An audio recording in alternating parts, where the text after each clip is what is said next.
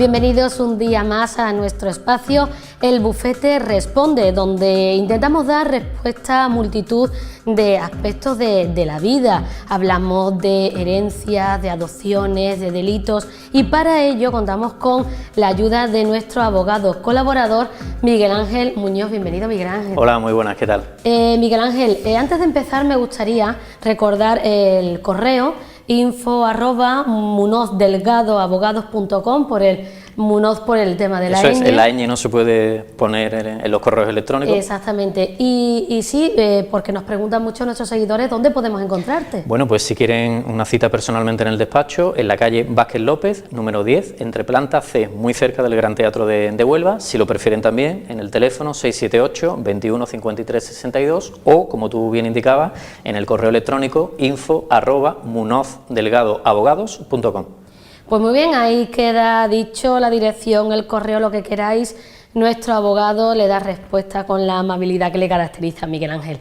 En el día de hoy el tema a tratar es despido disciplinario, que según me he informado es un recurso que tienen los empresarios para interrumpir el vínculo laboral con un trabajador que haya cometido cualquier falta grave. Eso es. Bueno, más que interrumpir, realmente es extinguir la relación laboral, es decir, poner el punto y final al contrato de trabajo que vinculaba a un determinado empresario con un determinado trabajador, pero con una matización importante, y es que, como tú bien indicabas, Rocío, tiene que haber un incumplimiento grave, es decir, que tenga una cierta importancia, no puede ser cualquier nimiedad ni cualquier detalle de poca o de escasa importancia, y que sea culpable, es decir, que de alguna manera ese incumplimiento se le pueda achacar, se le pueda atribuir al trabajador, ya sea por culpa, por dolo, porque haya tenido una negligencia importante en el desempeño de sus funciones, que ha dado lugar a, o digamos, ha motivado o le ha dado los argumentos al empresario para decir que hasta aquí hemos llegado, como se suele decir, y se pone el punto y final a la relación laboral y, por tanto, se termina el contrato de trabajo.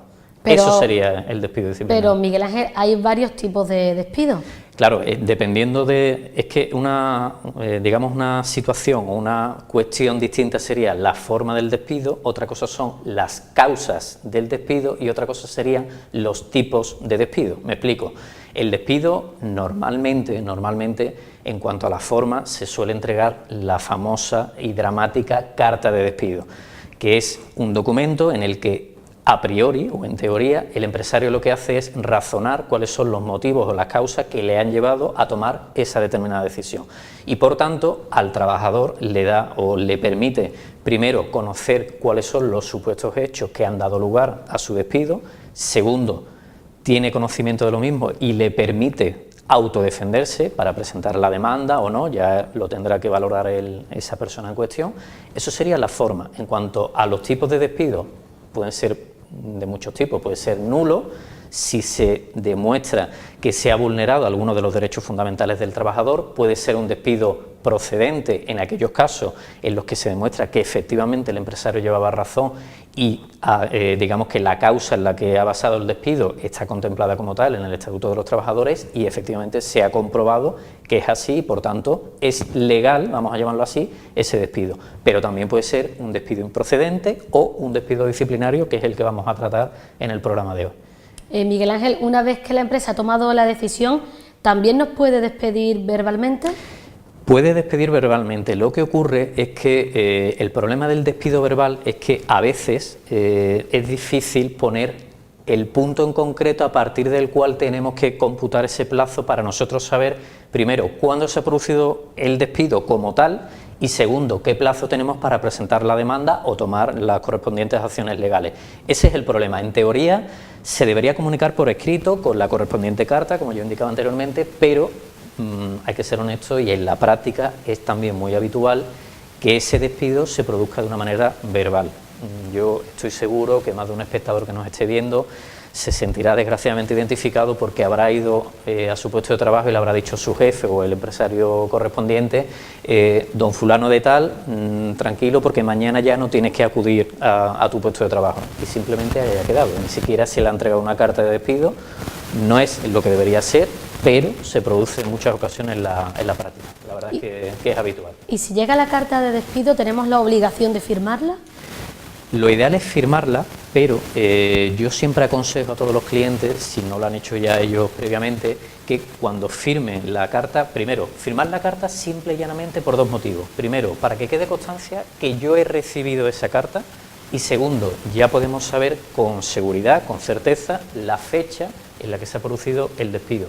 ¿Y por qué digo el hecho de firmarla también? Porque lo ideal es poner o estampar, en este caso, la firma del trabajador correspondiente, indicar además no conforme. ¿Para qué? Para que quede constancia que yo no estoy de acuerdo con la decisión que ha tomado el empresario, pero evidentemente firmo mi carta de despido para arreglar la documentación o el paro en el caso correspondiente y ya sopesar si emprendemos o no algún tipo de medida o de acciones legales contra el empresario para reivindicar evidentemente nuestros derechos. Y llegado ese momento que nos quedamos sin trabajo, ¿nos corresponde alguna indemnización? Y otra cosa más, Miguel Ángel, Sí. ¿y si la empresa es insolvente? Claro, esa es muy buena pregunta, Rocío, y es muy típica que nos lo pregunten los clientes, evidentemente preocupados por su situación. A ver, voy por parte. ¿El tema de la indemnización, tiene derecho el trabajador a una indemnización? Sí, lo que ocurre es que la cuantía va a depender de muchos factores. Primero, de qué tipo de despido estemos hablando. Segundo, en función de la categoría, la antigüedad que haya tenido el trabajador. Todos esos conceptos normalmente suelen venir muy bien desglosados, muy bien detallados en la nómina que se le entrega al trabajador cada mes, y en base a eso se va a calcular. ¿Por qué lo digo? Porque, por ejemplo, en el caso de un despido improcedente, antiguamente eran 45 días de salario por año de servicio. ¿Qué ocurre? Yo estoy seguro que los espectadores lo recordarán, hubo una reforma laboral muy importante en febrero del año 2012, donde se decía que se había abaratado el despido en el sentido que se bajaba esa cuota de 45 días, se bajó a 33 días por año de salario. Pero claro, estamos hablando del despido improcedente. Hay otros tipos de despido, o mejor dicho, de modalidades de contrato que dan lugar a otro tipo de indemnización y por tanto la cuantía va a variar. Y eso en cuanto a la cuantía. En cuanto a la segunda pregunta que me formulaba Rocío de, bueno, ¿y qué pasa si la empresa es insolvente? Bueno, puede ocurrir, evidentemente que puede ocurrir, pero nosotros, normalmente los abogados, tenemos un pequeño truco en el sentido de ¿qué es lo que hacemos? Que cuando presentamos la demanda no solamente vamos a demandar a la empresa donde nuestro cliente ha venido desarrollando su actividad laboral durante X años, durante X periodo de tiempo, sino que además vamos a demandar también al Fogasa, que lo recordarán los espectadores, que lo tratamos hace ya algunos programas atrás, para precisamente en aquellos casos en los que se demuestre que por la causa que sea, la empresa es insolvente, es decir, no puede afrontar sus obligaciones, no puede pagar las nóminas de los trabajadores y, por tanto, digamos, no puede responder o no tiene capacidad de respuesta, en ese caso le vamos a reclamar la indemnización que, en teoría o a priori, le va a corresponder a nuestro cliente, en este caso al Fogasa, para que acuda y abone la indemnización que le corresponda. Y llegado ese momento que trabajamos en una empresa durante 7, 10 años, llega ese momento, nos despiden, Sí. ¿tenemos un tiempo para demandar a la empresa? Sí, tenemos un tiempo, Rocío, y además yo, si pudiera, como se suele decir en términos informáticos, lo subrayaría y lo pondría en negrito porque, ojo, cuidado, porque el plazo es corto y hay que andar, digamos, con cierta rapidez para que no se nos vaya el plazo. Lo digo porque son 20 días hábiles, es decir, hay que descontar fines de semana y festivos, pero ¿qué ocurre?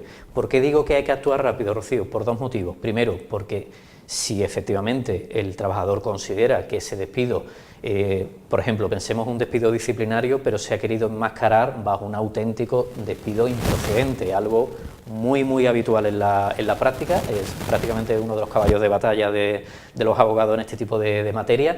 ¿Qué ocurre? Pues que hay que actuar y previamente presentaríamos lo que se llama la demanda de despido, pero antes de la demanda vamos a presentar la famosa papeleta de conciliación ante el CEMAC, Centro de Mediación, Arbitraje y Conciliación, pero para nosotros, en esa abreviatura, el CEMAC.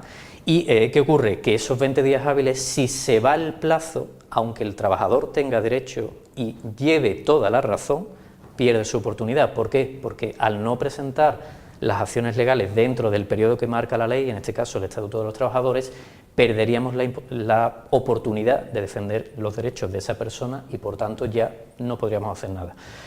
Insisto en este punto, Rocío, porque no es la primera vez que me ha pasado, es muy duro también para un profesional decirle a un cliente, mire, yo no digo que usted no lleve la razón, pero es que legalmente no puedo presentar la demanda. ¿Por qué? Porque si la presentáramos, el juzgado va a decir que evidentemente, como se llama técnicamente, es extemporánea, es decir, está fuera de plazo y por tanto no vamos a poder hacer nada, desgraciadamente. ¿Se te ha dado alguna vez el caso a tu despacho? Sí, en muchas ocasiones, incluso, aunque sé que lo que voy a decir a muchos empresarios no les va a gustar, pero bueno, a mí me gusta ser muy claro, no es la primera vez que me ha llegado un cliente en el mes de septiembre, ojo, en el mes de septiembre, ¿y qué ocurre? Que a él lo habían despedido en agosto. El trabajador, fundamentalmente por ignorancia, piensa que el mes de agosto es inhábil judicialmente hablando, es decir, no podemos hacer nada los abogados, no podemos presentar demanda, ¿y qué ocurre? Que esperan al mes de septiembre para ponerse en contacto con su abogado correspondiente. Ojo, cuidado, y es un craso error. ¿Por qué lo digo? Porque dependiendo de la materia de la que estemos hablando, el mes de agosto es inhábil, pero hay otras materias que no. Por ejemplo, esta, la jurisdicción social, el mes de agosto es perfectamente hábil y por tanto yo puedo presentar una papeleta de conciliación en el CEMAC, si no me dan la razón puedo presentar la demanda en el juzgado. ¿Y qué ocurre? Que me ha llegado mucho tiempo después, ya se han pasado esos 20 días hábiles y no podemos presentar la demanda. Y respondiendo a tu pregunta, Rocío, es muy habitual y raro es el verano que desgraciadamente tras la vuelta de las vacaciones no me llega algún cliente con este problema y la verdad que ya digo que primero es una situación muy incómoda para explicarle eso a un cliente y sobre todo es dura porque aunque lleve razón y el caso a priori jurídicamente hablando sea muy bueno, es muy duro decirle, discúlpeme, pero no podemos hacer nada, se nos ha agotado el plazo y ya no estamos atados de pie y de mano. ¿Y qué pasa, Miguel Ángel, cuando es en el caso de una mujer, se ha dado el caso, además casos muy mediáticos, ¿no? Sí. De que el empresario aprovecha el tiempo de embarazo de esa mujer y la despide? ¿Qué pasa con eso? Eso es una realidad también muy cotidiana. Los empresarios, iba a decir con cierta o con mucha mala fe, con malas intenciones, aprovechan ese periodo para despedir a la trabajadora. En muchas ocasiones, a mí me ha pasado en juicios donde evidentemente lo hemos tenido que plantear a su señoría, al juez, donde se ha querido, por ejemplo, camuflar que ese despido realmente no es porque esta señora estuviese embarazada, sino porque ha habido un bajo rendimiento en el desempeño de sus funciones. ¿Por qué lo digo? Porque es una de las causas que contempla el Estatuto de los Trabajadores para justificar el despido, en este caso despido disciplinario, que es el programa que estamos, o el tema que estamos tratando en el programa de hoy. Pero hemos demostrado que realmente la auténtica razón era, en este caso, que estaba embarazada, evidentemente ya no le interesaba por el motivo que fuera al empresario y procede acto seguido a despedirla. Y en ese caso pues se deben tomar cartas en el asunto y emprender las correspondientes acciones judiciales. Un poco cruel, ¿verdad? Muy cruel, la verdad que sí. Igual que me resulta cruel el que tú llegues un día al trabajo y te digan, pues mañana ya no vengas a trabajar. Mi pregunta es, ¿tenemos derecho a un periodo de preaviso? A ver, en teoría, la ley, vamos a explicar dos cuestiones porque también es un caso muy habitual que me lo plantean los clientes. Una cosa es el periodo de prueba y otra cosa es el preaviso para despedir. ¿Por qué lo digo? Porque muchas veces me llegan clientes diciendo, es que me han despedido y solamente llevo 4 días en mi puesto de trabajo. Ojo, cuidado con eso. ¿Por qué lo digo? Porque el periodo de prueba legalmente está establecido como tal y por tanto es factible y se puede realizar. Normalmente ese periodo de prueba suele ser de 15 días, pero ojo, habrá que ver también, como siempre, nos tendremos que remitir al convenio colectivo en concreto, en particular que regula esa determinada profesión o ese oficio para ver qué se establece. En algunos casos se establece un periodo de prueba de un mes, con lo cual quiero decir que habrá que acudir ya al caso en concreto. Eso es una cuestión. Ahora, otra cuestión, la que tú me acabas de plantear. ¿Se puede? ¿No se puede? Bueno, a ver, ¿cuál es el problema en ese sentido? Que evidentemente el empresario siempre va a intentar en muchos casos utilizar esa argucia, esas artimañas para camuflar e intentar no aviso al trabajador. A ver, ¿en teoría lo tienen que avisar? Sí, en teoría son con 15 días de preaviso, pero ¿qué ocurre? Que muchas veces no se procede a esta medida. ¿Y qué se hace? Pues que se abona esos 15 días de preaviso. Es decir, yo no te voy a comunicar nada, Rocío, acto seguido procedo a tu despido y posteriormente, cuando te entrego el finiquito, ahí te voy a abonar esos 15 días de preaviso que en teoría debería haberte comunicado, pero tampoco es expresamente obligatorio hacerlo, vamos a llamarlo así para que los espectadores lo tengan claro y no haya dudas al respecto. ¿Y si en el caso que nos despiden y no nos entregan la carta de despido, eso es legal? A ver, en principio deberían entregarnos la carta de despido, pero como apuntábamos hace unos minutos en el programa, Rocío, en muchas ocasiones se produce un despido verbal. Entonces, ¿ese despido es válido? Sí es válido, lo que ocurre es que, digamos, ha cometido una cierta irregularidad en cuanto a la forma del despido. No estoy entrando, ojo, ni en el tipo de despido ni en la causa, me refiero a la forma solamente. Pero en principio sería válido y en ese caso pues nosotros vamos a actuar y emprender las correspondientes acciones judiciales. Yo recuerdo un caso de un despido cerrado muy recientemente, ni siquiera hemos llegado a juicio, hemos alcanzado un acuerdo con la empresa, donde, ojo, a mi cliente se le comunica el despido por una comunicación vía WhatsApp directamente y los hechos más o menos, evidentemente no puedo dar datos por la protección de datos, pero para poner en contexto a los espectadores, mi cliente acude a su puesto de trabajo, termina su jornada laboral, se marcha a su casa a descansar y nada más llegar a su domicilio recibe una comunicación por parte de su jefe en el teléfono móvil donde le comunica que a partir de mañana ya no es necesario que acuda, que está despedido y que no tienen ya nada más que hablar. Y así terminó la relación. Entonces, bueno, aporté en la demanda una fotocopia de esa comunicación, de esos mensajes que se intercambiaron respectivamente entre mi trabajador, mi cliente y el empresario, y bueno, quedó demostrado, llegamos a un acuerdo y al final la propia empresa ha reconocido la improcedencia del despido. Ojo al dato porque quiero decir que una cosa es lo que dice la ley, pero muchas veces la realidad siempre supera la ficción y siempre hay un caso que tiene esa singularidad, esa peculiaridad y se pueden dar circunstancias muy amplias en este sentido. Pero podríamos volver al inicio del programa diciendo ¿Sí? que el empresario, tu jefe, debe de tener una causa fuerte, ¿no?, para decir, claro. Quiero prescindir de este trabajador. Realmente el Estatuto de los Trabajadores contempla un listado, una serie de causas que son bastante fuertes, me gusta el adjetivo que has usado porque realmente son causas graves, vamos a llamarlo así. Por ejemplo, las faltas repetidas e injustificadas, ojo con los dos adjetivos, ya sea de asistencia a mi puesto de trabajo o de puntualidad. Si mi jornada laboral es de 8 de la mañana a 3 de la tarde, yo no puedo entrar todos los días a las 9 de la mañana, evidentemente. Pero claro, junto a esta habría otras causas también importantes. Pensemos en un caso de una ofensa verbal, ojo, o incluso física, a un jefe, al empresario o a un compañero de plantilla.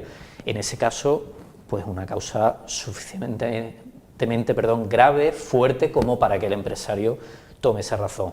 De hecho, es muy interesante ver cómo la jurisprudencia, los diferentes juzgados y tribunales van resolviendo estos casos para ver si es un despido improcedente o no.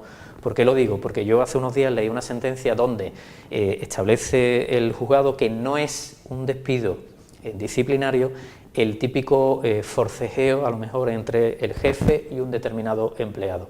Sin embargo, sí lo sería si yo me tomo la justicia por mi mano, literalmente, le doy un puñetazo a mi jefe y me voy a mi casa tranquilamente. Hombre, evidentemente no está justificado y es una razón que tiene un peso más que de sobra para que, en este caso, el empresario tome cartas en el asunto y, evidentemente, proceda a mi despido disciplinario, pues como un castillo, ¿no?, en este caso. Por eso digo que normalmente son causas graves, Rocío, pero en muchas ocasiones es muy habitual camuflar, enmascarar un despido supuestamente disciplinario bajo un auténtico despido improcedente. ¿Por qué? Por una causa fundamental, por el tema de la indemnización, porque uno sí te da derecho, el otro no, y evidentemente ahí está la artimaña, la argucia del empresario para intentar camuflar la realidad y evidentemente pues que salga perjudicado, en este caso, el trabajador, nuestro cliente, ¿no? Miguel Ángel, ¿qué te parece si pasamos a nuestro apartado de los seguidores? Por supuesto. Yo es que me he quedado todavía un poco, como solemos decir, un poquito pillada, ¿no?, con el Sí. tema del despido por el WhatsApp. me he quedado ahí un poco que tu cara debería ser un poema, La verdad ¿no? es que es un caso que me sorprendió. Además, como suele ser muy habitual, yo diría prácticamente en el 90% de los casos o de los supuestos que nos entran en los despachos, ¿qué ocurre? Era la típica persona casada, con hijos, cargas familiares, hipoteca, etcétera, etcétera, etcétera, y claro, un despido. Pues ojo al dato, porque las consecuencias pueden ser muy graves y muchas veces readaptarse o volver a engancharse al mercado laboral, si se me permite la expresión, no es fácil, y la verdad es que fue un caso muy peculiar por la forma en la que se produjo el despido. Yo había escuchado dar el pésame por WhatsApp y me había sorprendido muchísimo, pero despedir por WhatsApp también, Sí. también tiene su parte. Bueno, pasamos a nuestro apartado de seguidores. Tenemos el correo info@munosdelgadoabogados.com. En el programa de la semana pasada ya dijimos que del tema que íbamos a tratar esta semana en este programa, y tenemos las preguntas de nuestros seguidores, a las que nuestro abogado, pues como siempre, le dará respuesta. Empezamos, si te parece, Sí, claro. con Esther. Dice: acabo de ser despedida de mi empresa, al parecer por mi indisciplina, y me han comentado un compañero que no tengo derecho a indemnización alguna. ¿Eso es cierto? A ver, nos faltarían datos, pero creo suponer que se está refiriendo a que ha sido despedida supuestamente como despido disciplinario, bajo la fórmula de un despido disciplinario. ¿Qué ocurre? ¿Cuál es el truco del despido disciplinario? Que, claro, el empresario, cuando procede a un despido disciplinario, solamente tiene la obligación de entregarle el finiquito al trabajador, a su empleado, es decir, esos salarios que estaban pendientes, o los pluses que tuviese, o las pagas extras, o en este caso a prorrata por los días correspondientes.